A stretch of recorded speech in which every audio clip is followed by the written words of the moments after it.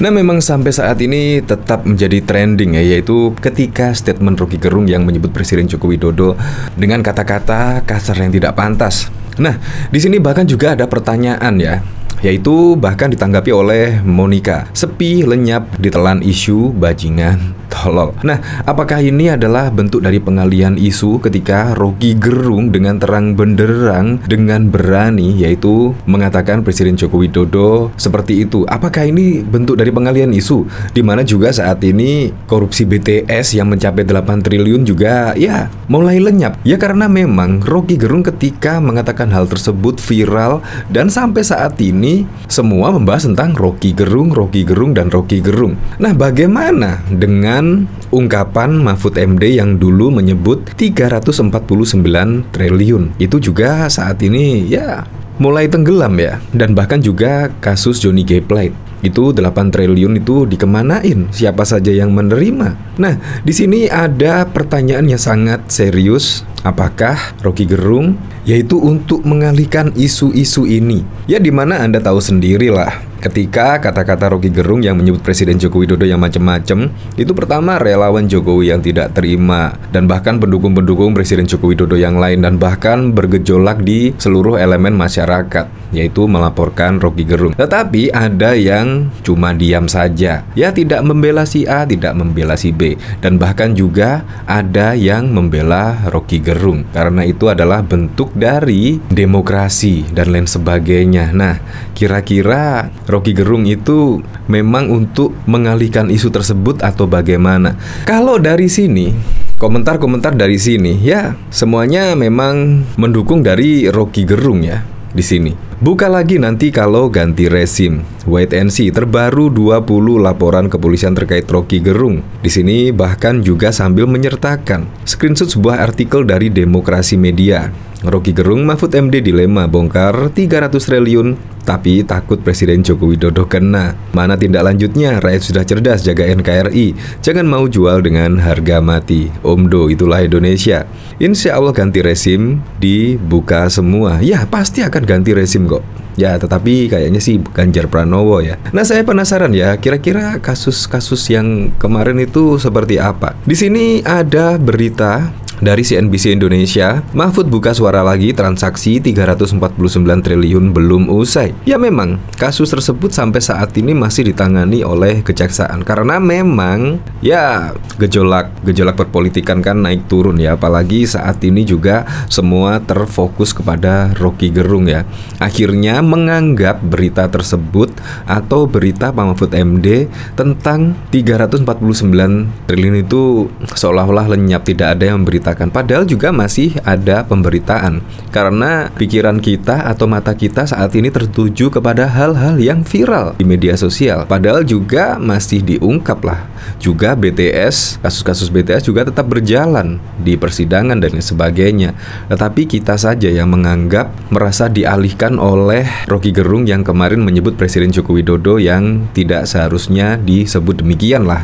Pasalnya Menteri Koordinator Bidang Politik, Hukum, dan Keamanan Mahfud MD telah menegaskan bahwa pihaknya dan Menteri Keuangan telah sepakat untuk membentuk tim gabungan atau Satgas yang akan dibentuk oleh Komite Tindak Pidana Pencucian Uang. Mahfud, Satgas ini nantinya akan melakukan supervisi penanganan dan penyelesaian seluruh laporan hasil akhir dan laporan hasil pemeriksaan LHP yang berisi laporan transaksi keuangan mencurigakan. Keputusan membentukkan Satgas ini kemarin sudah didukung Komisi 3 DPR saat melakukan rapat kerja bersama Mahfud MD, Menteri Keuangan Sri Mulyani Indrawati, dan Ketua PPATK Ivan Yusdiavandana kemarin pada Selasa 11 April. Satgas, kata Mahfud, akan memprioritaskan untuk meneliti LHP senilai 189 triliun terkait tugas dan fungsi Direktorat Jenderal Bea Cukai mengenai skandal ekspor emas batangan oleh beberapa entitas. Nah, dari sini santai sajalah. Walaupun saat ini juga sudah tergerus oleh isu dari Rocky Gerung yang konon katanya sih mengalihkan isu, tetapi di sini juga tetap berjalan, yaitu Mahfud MD akan membuka yang diduga TPPU sebesar 349 triliun. Pasti juga akan dibuka dan juga tetap bekerja lah kalau dilihat dari berita di sini.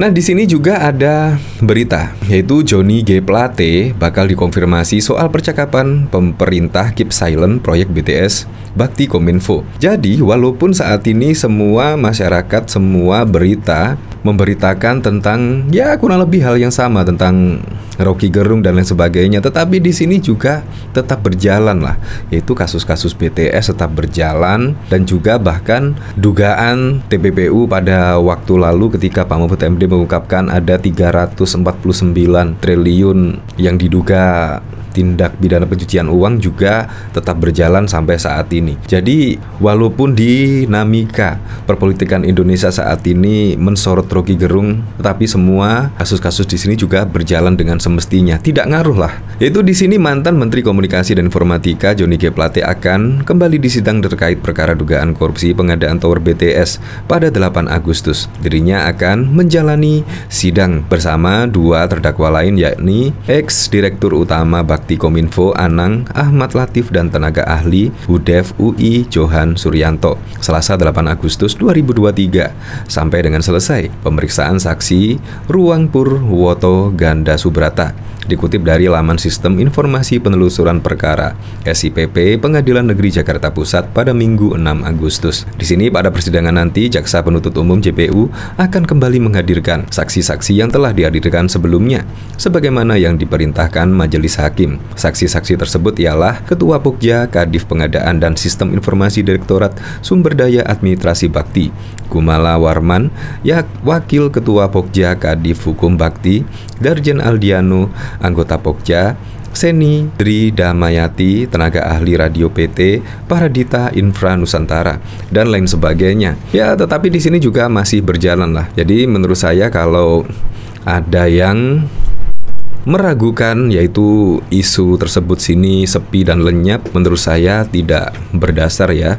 Dan sampai saat ini juga pemerintah masih meneliti atau men-tracking aliran dugaan dana yang fantastis ini. Dan dari sini bahkan komentar-komentarnya ya seperti itulah, terlalu pintar dengan dasarnya pelongo-pelongo menjadikan yang menyusahkan rakyat tertutup oleh yang ecek-ecek. Ya seperti itulah. Padahal juga siapa yang memviralkan dan juga siapa ya? Ya seharusnya kalau memang kepingin Indonesia tidak ramai seperti ini, ya seharusnya Rocky Gerung keep silent lah. Jadi opini yang berkembang tidak seperti ini ya, yang bentuk pengalian isu atau dan semacamnya karena kata-kata Rocky Gerung ini. Ya tetapi apapun itulah, pada Pilpres 2024 mendatang semoga saja berjalan sesuai rencana, semoga saja tidak ada gesekan-gesekan dan masyarakat tidak terpolarisasi, karena masyarakat saat ini juga sudah semakin cerdas dalam menentukan pilihan capres untuk memimpin 5 tahun ke depan, dan semoga saja 2024 pemilu jujur dan adil.